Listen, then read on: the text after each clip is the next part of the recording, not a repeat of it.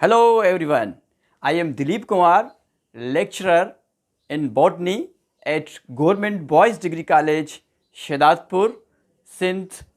Today we will learn about the Krebs cycle.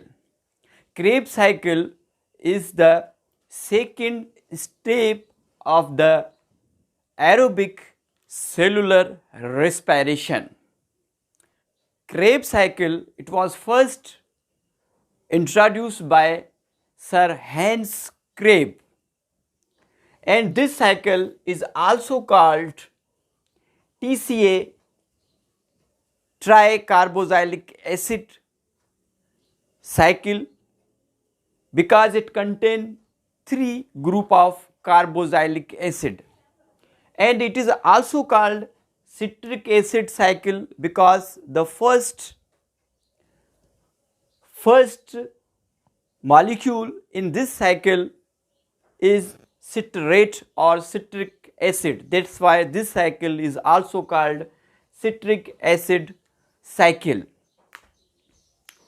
So these three names of this cycle: Krebs cycle, TCA cycle and citric acid cycle.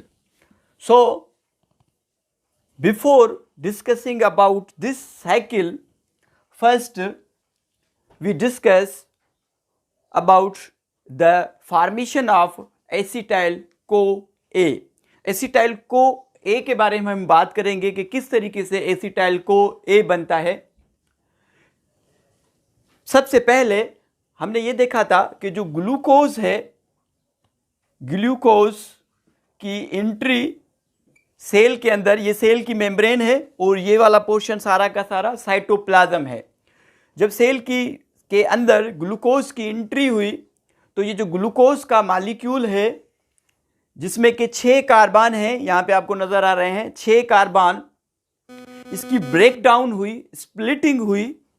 Breakdown of glucose is called glycolysis. Glycolysis is the first step of cellular respiration in both type, anaerobic respiration and aerobic respiration. This is the first step which takes place in the absence of oxygen, and this 6 carbon molecule glucose is split up into 2 molecule, and these 2 molecule which contain 3 carbon. ये जो 6 carbon वाला एक glucose का molecule है ये टूट जाता है 3 कार्बन वाले 2 मॉलिक्यूल में, ठीक है, जिसको हम क्या कह रहे हैं, पायरुवेट कह रहे हैं. 2 मॉलिक्यूल हमें पायरुवेट के मिले किसमें, ग्लाइकोलाइसिस में. और ये याद रखिएगा कि ग्लाइकोलाइसिस में 2 एटीपी भी हमें मिलते हैं. 2 एटीपी हम इन्वेस्ट करते हैं और 2 एटीपी हमें नेट गेन जो मिलते हैं वो 2 एटीपी मिलते हैं किसमें, ग्लाइकोलाइसिस में. ग्लाइकोलाइसिस में जब हमें 2 पायरुवेट मिल गए तो उसके बाद क्या होगा कि ये जो पायरुवेट है, पायरुवेट की एंट्री माइटोकॉन्ड्रिया के मैट्रिक्स में होने से पहले इस पायरुवेट में कुछ केमिकल चेंजेस होंगी, और वो केमिकल चेंजेस क्या होंगी और उस केमिकल चेंजेस के नतीजे में हमें क्या मिलेगा उसको देख लें. कि ये जो पायरुवेट है, पायरुवेट 3 कार्बन वाला मॉलिक्यूल, इसमें से एक कार्बन जो है रिलीज होगा, कार्बन डाइऑक्साइड की सूरत में एक मॉलिक्यूल रिलीज होगा. जब इसमें से एक मॉलिक्यूल रिलीज हो जाएगा तो बाकी इसमें 2 कार्बन बचेंगे, और इस 2 कार्बन वाले फ्रेगमेंट को हम कहेंगे क्या, एसिटाइल ग्रुप कहेंगे. ठीक है. अब जब ये कार्बन डाइऑक्साइड रिलीज हो रहा था तो इसके साथ इलेक्ट्रॉन हाइड्रोजन के साथ भी रिलीज हुए थे. ऊपर जो कार्बोक्सिलिक ग्रुप पड़ा है पायरुविक एसिड में, वो पूरा का पूरा जो है रिमूव होगा और उसमें से कार्बन डाइऑक्साइड निकलेगी, और ये जो कोएंजाइम NAD यहाँ पे पड़ा है इसकी रिडक्शन होगी और ये रिड्यूस होकर किस में चेंज हो जाएगा, NADH में चेंज हो जाएगा. और यहाँ पे साइटोप्लाज्म में ये सारा प्रोसीजर साइटोप्लाज्म में हो रहा है. यहाँ पे कोएंजाइम A भी मौजूद है. कोएंजाइम A सल्फर एटम के साथ, ये जो वेवी फॉर्म मैंने लिखा है ये अनस्टेबल जो बॉन्डिंग है, कोएंजाइम यहां पे अनस्टेबल बॉन्डिंग होगी. कोएंजाइम A के साथ सल्फर कि जो सल्फर एटम के साथ आके ये जो कोएंजाइम है जुड़ेगा किसके साथ, एसिटाइल ग्रुप के साथ। एसिटाइल ग्रुप के साथ जब ये को ए जिसको हम कह रहे हैं, जिसको हम कोएंजाइम ए कह रहे हैं, ये आके जब जुड़ेगा तो अब ये जो एसिटाइल ग्रुप है जिसमें कि 2 कार्बन है, ये चेंज हो जाएगा किसी में, एसिटाइल को ए में। So this is the formation of acetyl co A. अब एसिटाइल को ए पायरुवेट से हमें एसिटाइल को ए मिल गया, ठीक है। ये जो एसिटाइल को ए है ये लिंक बनाता है किसके दरमियान, ग्लाइकोलाइसिस और क्रेब साइकिल के बीच में एक लिंक बनाता है। ये लिंक मॉलिक्यूल है जो कि किसके, ग्लाइकोलाइसिस और क्रेब साइकिल के दरमियान एक लिंक बनाता है। अब ये जो एसिटाइल को ए है इसके हमें 2 मॉलिक्यूल मिले हैं। देखिए 2 पायरुवेट हैं तो दोनों में ये प्रोसीजर होगा। अब देखें हम एक साइड को इसको क्रेब साइकिल को लेंगे, मगर दूसरा आप ऑटोमेटिक समझ जाइएगा कि ये 2 मॉलिक्यूल में हो रहा है, ठीक है। तो अब देखें कि ये क्या होगा कि ये जो एसिटाइल को ए है इसकी एंट्री अब होगी किसमें, इसमें माइटोकॉन्ड्रिया के मैट्रिक्स के अंदर। माइटोकॉन्ड्रिया के मैट्रिक्स के अंदर जब इसकी एंट्री होगी तो क्या होगा, क्रेब साइकिल स्टार्ट हो जाएगी। अब इसको हम यहाँ से स्टार्ट लेते हैं कि अब इसकी एंट्री किसमें हो गई, माइटोकॉन्ड्रिया में। ये एंटर हो गए माइटोकॉन्ड्रिया के मैट्रिक्स में। अब मैट्रिक्स में क्रेब साइकिल स्टार्ट होगी। क्रेब साइकिल स्टार्ट कैसे होगी कि ये जो ऑक्सिलोएसिटिक एसिड पहले से प्रिपेयर्ड मौजूद है, ठीक है, प्री सिंथेसिस यहाँ पे मैट्रिक्स में मौजूद है, इसके साथ ये जो 2 कार्बन वाला एसिटाइल ग्रुप है ये आके मिलेगा और ये जो को ए एंजाइम है ये यहाँ से निकल जाएगा। जब ये 4 कार्बन और ये जो एसिटाइल ग्रुप के मिलेंगे तो 6 कार्बन वाला सिट्रेट एक मॉलिक्यूल बनेगा जिसको सिट्रिक एसिड भी कहते हैं। तभी इस साइकिल का नाम सिट्रिक एसिड साइकिल भी पड़ा है। अब देखें ये जो सिट्रेट है इसमें पहले एक मॉलिक्यूल वाटर का रिमूव होगा और एक मॉलिक्यूल फिर उसी टाइम इसमें ऐड हो जाएगा। ये सिट्रेट जो है ये चेंज हो जाएगा आइसोसिट्रेट में। ये जो आइसोसिट्रेट है ये आइसोमर्स है टू द सिट्रेट। इसका केमिकल फार्मूला सेम है मगर इसका स्ट्रक्चर जो है वो चेंज हो जाएगा।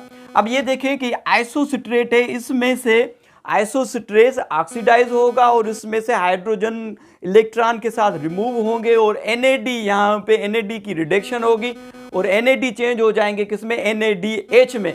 और उसके साथ साथ यहाँ से कार्बन डाइऑक्साइड का एक मॉलिक्यूल यहाँ से रिमूव होगा। देखिए यहाँ पे एक मॉलिक्यूल रिमूव होगा तो इसका मतलब ये कि इसके साथ एक और भी साइकिल चल रही है। यहाँ पे 2 हैं तो इसका मतलब कि यहाँ से 2 मॉलिक्यूल रिमूव होंगे।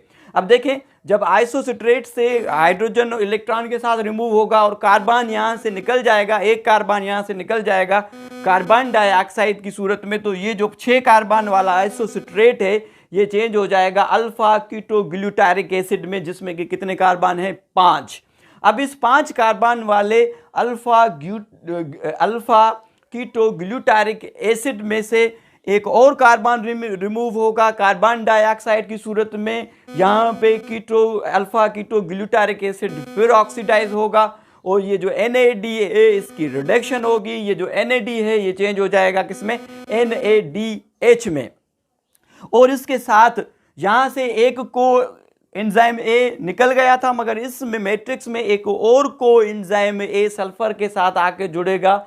इसके साथ किसके साथ, जो नया मॉलिक्यूल बन रहा है सक्सिनाइल को ए, इसके साथ आके जुड़ेगा कीटोग्लूटारिक एसिड के साथ मिलेगा आके। और अब जो क्योंकि कीटोग्लूटारिक एसिड में से एक कार्बन डाइऑक्साइड रिमूव हो चुका है, हाइड्रोजन के साथ इलेक्ट्रॉन भी रिमूव हो चुके हैं और उसके साथ मिला है एक को एंजाइम ए सल्फर एटम के साथ आके मिला है, सल्फर एटम के साथ आके मिला है। अब ये चेंज हो जाएगा किसमें, सक्सिनिल को ए में।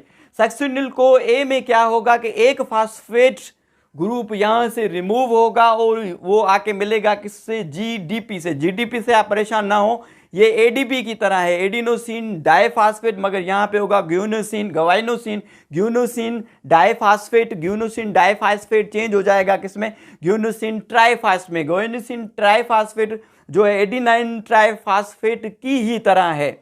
और क्या होगा, यहाँ से सक्सिनिल को ए से जो को एंजाइम ए है वो भी निकल जाएगा। अब जो सक्सिनिल को ए है वो चेंज हो जाएगा सक्सिनिक एसिड में। इसमें 4 कार्बन है, ठीक है, 2 कार्बन डाइऑक्साइड के मॉलिक्यूल के साथ रिमूव हो गए। इसमें यहाँ पे एक और कोएंजाइम पड़ा होगा जिसको FAD कह रहे हैं, फ्लेविन एडिनाइन डाइन्यूक्लियोटाइड। ये FAD जो है NAD का भाई है, उसी की तरह ही है, ठीक है। ये जो FAD है इसमें रिडक्शन होगी और ये जो FAD है चेंज हो जाएगा किसमें, FADH में। और ये जो सक्सिनिक एसिड है, सक्सिनिक एसिड कन्वर्ट हो जाएगा फ्यूमेरिक एसिड में।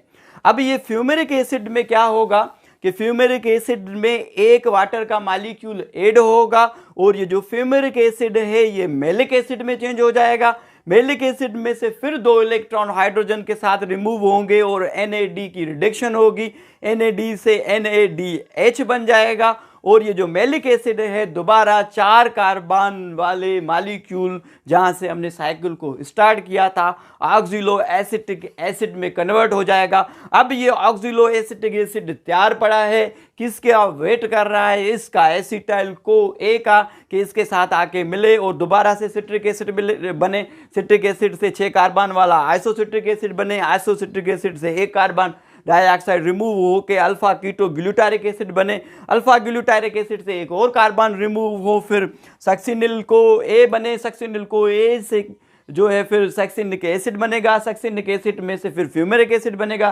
फ्यूमेरिक एसिड से मैलिक एसिड, मैलिक एसिड में से दोबारा ऑक्सिलो एसिटिक एसिड बन जाएगा। तो यहाँ पे क्रेब्स साइकिल कंप्लीट हो जाएगी। अब जो नोट करने वाली बात है कि इस क्रेब्स साइकिल में हमें क्या क्या मिला है। पहले तो हम देखेंगे जो हमारा टारगेट है कि जो एनर्जी हमें कितनी मिली है, ATPs कितने मिले हैं। अब देखें 2 मॉलिक्यूल हैं तो हम 2 की बात करेंगे। ATP अगर आप देखेंगे तो ये जिसको हम GDP कह रहे हैं ये ATP के बराबर है। इसको मैंने 2 क्यों लिखा है कि यहाँ पे तो एक मॉलिक्यूल इस साइकिल में रिलीज हुआ है, ठीक है, मगर 2 साथ मॉलिक्यूल चल रहे हैं तो 2 ATP। हमें कितने ATP मिले क्रेब्स साइकिल में? क्रेब्स साइकिल में हमें 2 ATP मिल गए। और हमें क्या मिला है, जो रिलीज हुए हैं कार्बन डाइऑक्साइड के मॉलिक्यूल, वो कितने हुए हैं? कार्बन डाइऑक्साइड के मॉलिक्यूल अगर आप देखेंगे तो यहाँ पे एक मॉलिक्यूल ये यहाँ पे रिलीज हुआ है, तो एक मॉलिक्यूल इस एक पायरोवेट से हुआ है, तो हमारे पास 2 पायरोवेट हैं, तो इसका मतलब कि 2 यहाँ से कार्बन डाइऑक्साइड के मॉलिक्यूल रिलीज हुए हैं, 2 यहाँ से हुए हैं, 2 यहाँ से हुए हैं। 6 जो हम पहले इक्वेशन में लिख रहे थे कि जो 6 मॉलिक्यूल जो हैं कार्बन डाइऑक्साइड के निकलते हैं जब हमने पहले दिन इक्वेशन बनाई थी। अब कार्बन डाइऑक्साइड के 6 मॉलिक्यूल रिलीज हो गए जो इक्वेशन में हमने लिखा था पहले दिन। ATP हमें 2 मिल गए और दूसरी इसमें चीज़ हमें मिली है NADH। NADH के हमें कितने मॉलिक्यूल मिले हैं? एक यहाँ पे 2 मॉलिक्यूल हैं तो माना 2 होंगे, 2 यहाँ पे, 2 यहाँ पे और 2 यहाँ पे, 2 यहाँ पे, तो 2 4 6 8 कितने मिले? 8 हमें NADH के मॉलिक्यूल मिले हैं। और FAD के हमें 2 मॉलिक्यूल यहाँ पे मिले हैं, ये जो FAD। तो ये हमारे पास अब प्रोडक्ट मौजूद है। ATP हमारे पास मौजूद हैं 2 हमें ग्लाइकोलाइसिस में मिले, NADH 2 हमें ग्लाइकोलाइसिस में मिले थे, 8 हमें यहाँ पे मिल गए। NADH हमारे पास 10 मौजूद हैं, FAD हमारे पास 2 मौजूद हैं। अब इनके साथ हम जाएंगे कहाँ पे? इलेक्ट्रॉन ट्रांसपोर्ट चेन में। तो डियर स्टूडेंट, आज हमने पढ़ा है ग्लाइको सेलुलर रेस्पिरेशन, जो एरोबिक सेलुलर रेस्पिरेशन है उसका जो सेकंड स्टेप है क्रेब्स साइकिल, उसके बारे में। इसको TCA साइकिल कहते हैं, सिट्रिक एसिड साइकिल भी कहते हैं, ठीक है। तो जो ग्लाइकोलाइसिस है, ग्लाइकोलाइसिस साइटोप्लाज्म में हुआ था, 2 मॉलिक्यूल पायरुविक एसिड के बने, 3 कार्बन के, फिर वो जो इनमें केमिकल चेंजेस हुई, हमें एसिटाइल को A मिला, जो कोएंजाइम A के साथ एसिटाइल ग्रुप मिला। जब एसिटाइल को A जब एंट्री हुई मैट्रिक्स में तो साइट्रिक एसिड साइकिल शुरू हो गई। इस साइट्रिक एसिड साइकिल को सर हेंस क्रेब ने इंट्रोड्यूस करवाया था, इसलिए इसको क्रेब्स साइकिल कहते हैं, इसको TCA साइकिल भी कहते हैं, इसको सिट्रिक एसिड साइकिल भी कहते हैं। So thank you so much.